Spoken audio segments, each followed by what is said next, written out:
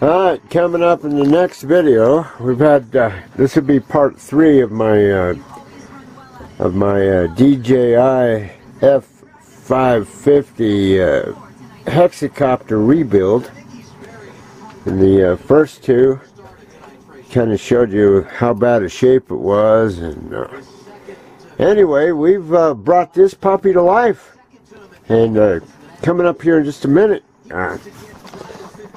we'll get to it and be back in a few. Alright, let's see if the light's any better. Anyway, in my previous videos, I showed you how bad a shape this Hexecopter was in. It was in pieces, the legs were busted up, the arms were all missing, and everything was put together with rubber bands and pieces of wire and everything else. The bottom had a camera mount on it that was tied on with basically Scotch tape and some wire with some styrofoam, holding everything together as far as the vibration damper goes. Let's see if we can get some better light here. And anyway, I removed all of that. And now there is a adhesive mount GoPro style shoe that we'll try to put the brushless gimbal on. I haven't really messed with that yet, but the exciting part of it is we finally got it to come to life, and it actually runs. I had to disconnect the ESCs because some of the propellers were spinning backwards and so on and so forth. But anyway, we have all the props on. They're all tightened up and everything. And we're going to plug this battery in and turn it on. I got the Spectrum DS7 finally to talk to it.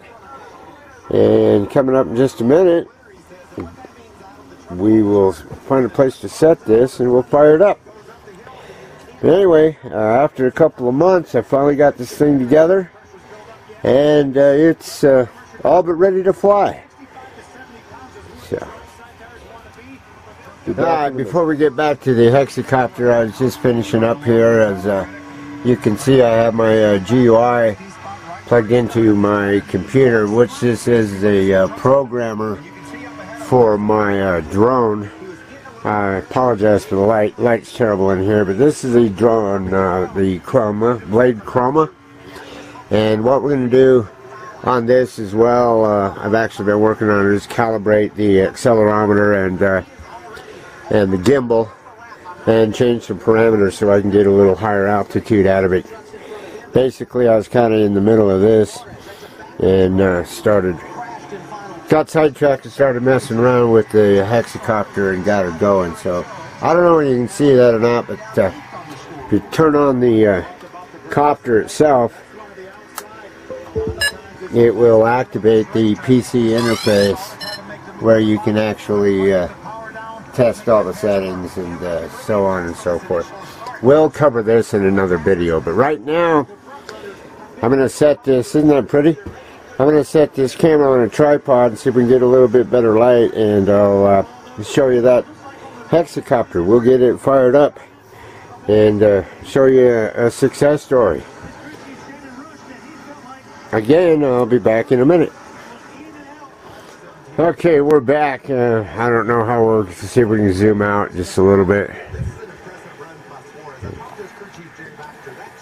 Turn down some sound. Tell I'm listening to a little NASCAR, Camping World Truck Series race. So we'll put that on pause for a minute so you can hear me. Anyway, this is the DJI F550 Hexecopter. It was purchased off of eBay, and boy, it was a piece of junk. The only nice thing about the whole purchase is this Spectrum DX7. Very nice radio.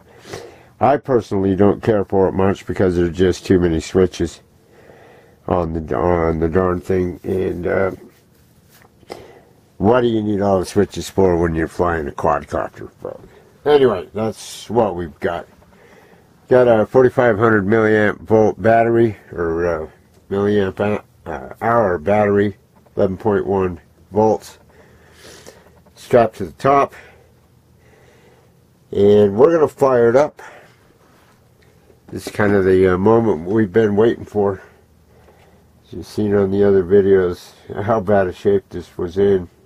We're actually going to bring it to life right now, right before your very eyes. Plug that in. Ah, you hear that? You got a little bit of noise. That light shouldn't be flashing like that. I made a mistake. I should have turned the radio on first. Let me unplug this again. This has been a booger. Had to rewire everything. So what we're going to do is we're going to turn the power on first on the DX7S. And now plug it in. And it should get a noise and a flashing light, but it should just be a slow flashing light. It looks like it's going to work. There it is, just kind of a pulse. Alright folks, it's the moment we've been waiting for. I hope it don't take off. Let's see if we can start the motors. And there you have it. There you have it. It is running. So happy. So happy.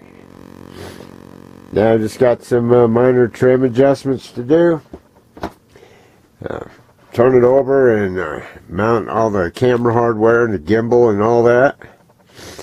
And we'll take her outside and fly it. Let me show you the gimbal. Just get a hold. I've already built a mount. It's really hard to see because the light is so terrible in here. But I've taken a shoe that comes with the GoPros that holds the clear GoPro, standard GoPro case. And I mounted it. I had to drill some holes, put some screws in there to the base plate of this gimbal. And we'll get that fastened on the bottom and put the GoPro camera right inside of there.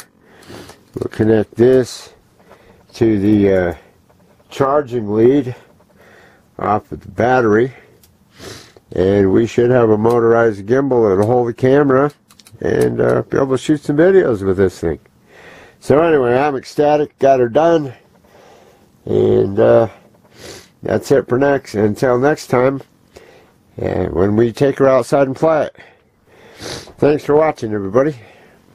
This is Billy B. And Billy B's drone photography. Signing off for now. We'll catch you next time. Be sure to like my channel.